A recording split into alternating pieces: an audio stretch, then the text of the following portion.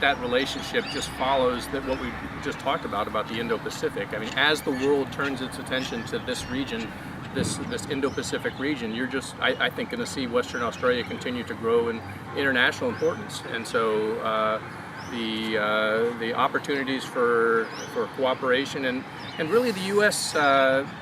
Involvement in Western Australia follows along with Australian involvement in Western Australia. You know, as our partners with the Australian Defence Force continue to evolve their presence here in Western Australia, you're going to see us here alongside our partners.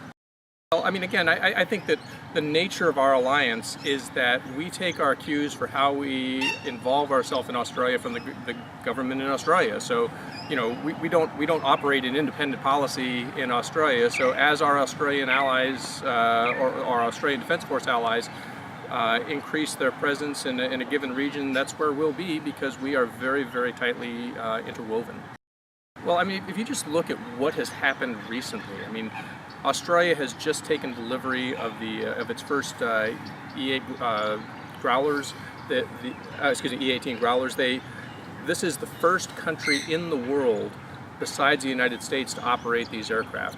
Australia is clearly at the leading edge of where the United States has been going in terms of our next generation aircraft. Australia is the only cooperative partner that we have on the P-8 Poseidon. So right now and in the immediate future, we are right now working on things that are of immediate benefit to both the U.S. and Australia, and we're doing it in an extremely cooperative way. That has a waterfall effect into sort of joint tactics and all the kinds of things that flow out of a new program.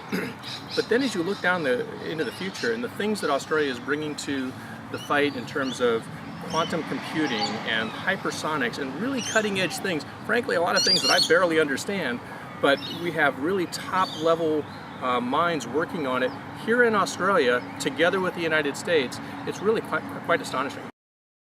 Well, I mean, let me put it this way. When you go for a walk, your left side doesn't have to tell your right side when to take a step and how far that should be. It simply happens naturally. And what happens when we are very interoperable is that every level of operations becomes easier to accomplish, whether it be logistics, whether it be combat operations, whether it be command and control. All of those things just happen more easily. And the other thing is we get tremendous economies of scale and joint benefits out of, you know, sort of leveraging one another's strengths and compensating for one another's deficiencies by being more and more interoperable.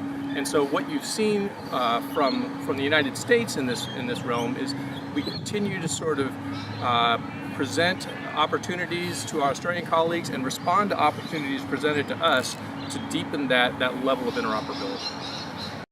I certainly understand the argument. I mean, every nation wants to maintain a sense of its own sovereignty and to not feel like it's being dragged along by another. But I don't think it in fact operates that way.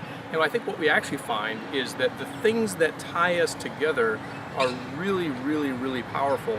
And it's kind of important for us to remember what they all are. I mean, of course, there's history in the 100 years of mateship and all the ANZUS alliance and the things that we've built together. There's all of these institutions that we've talked about, whether it be the alliance itself or the programs that we've set up together and those kinds of things. But there are also our joint, our shared interests and our shared values.